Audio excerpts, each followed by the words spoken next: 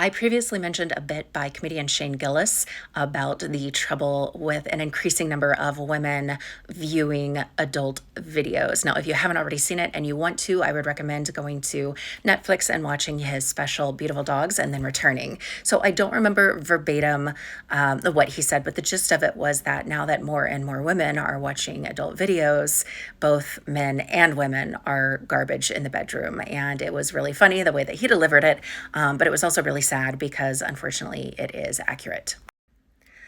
Sadly, so few of us have access to realistic education about intimacy and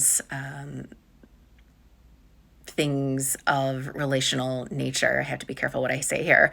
And so, in order to learn about it instead of tapping into our inherent wisdom, our natural instincts, instead of trusting ourselves, and communicating with our partners, we look for what we believe is going to be a quick fix.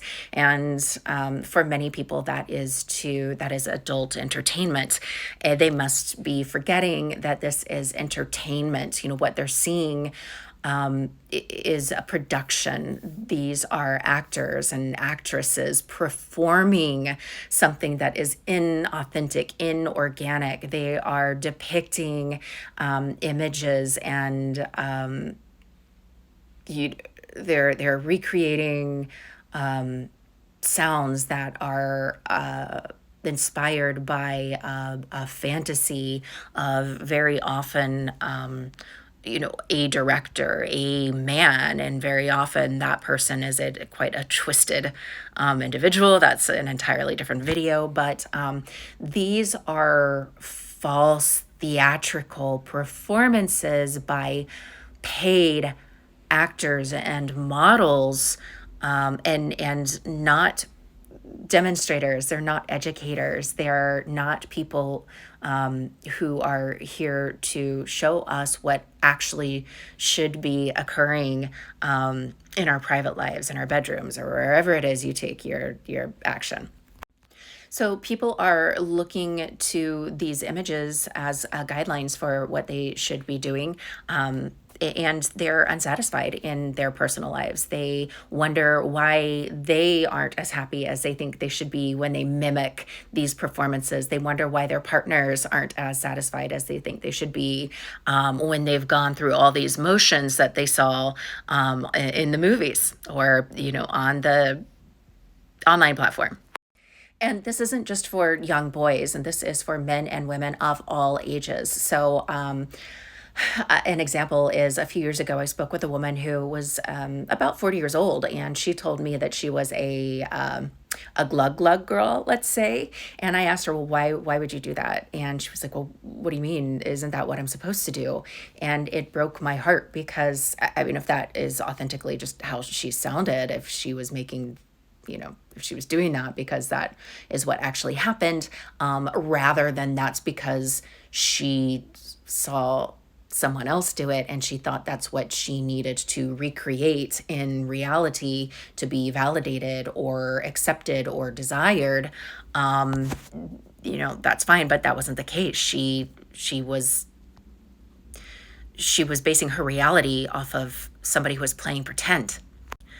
Another example of this was a man in his 60s revealed to me that he had watched something where a man was performing on a woman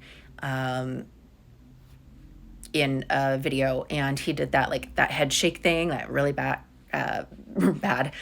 fast back and forth thing. And this is a man who has been married for decades, and he asked me, do women really like that?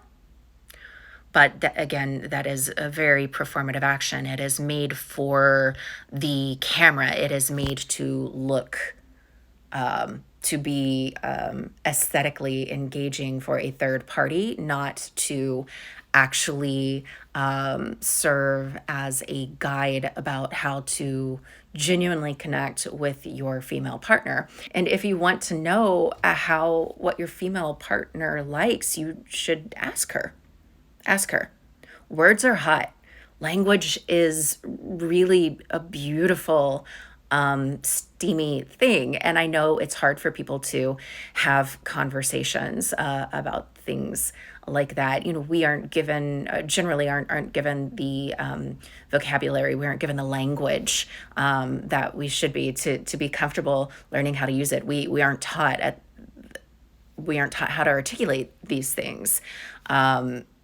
Yeah, it's going to be uncomfortable at first, but trust me, when you do it a few times, it becomes much easier, and it becomes very much more satisfying to actually have these open, honest talks with your partner about what you like and what they like, and how you can have satisfying moments together, satisfying exchanges.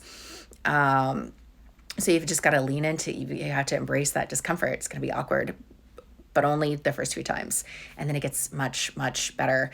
Also, if you aren't sure what really feels good to you, or you also want another way to check in with your partner and see, learn what feels good to them, or what they're desiring without using words, or better off in combination with the words that you use, is to be present in the moment. A lot of us are worried about, like, do I look the right way? Am I, showing up the way that I think that I'm supposed to show up? But you've got to get out of your mind and into your body. Just be there. Are you feeling, and how comfortable are you? And is there anything else that you might like, regardless of if you've seen it or heard of it from somebody else before?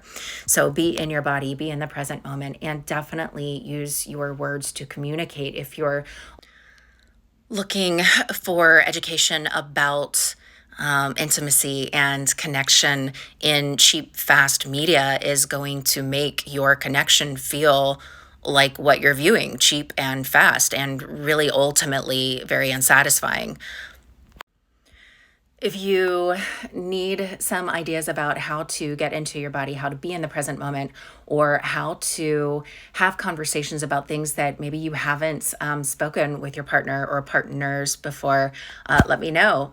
Send me a message. I'd be happy to help out.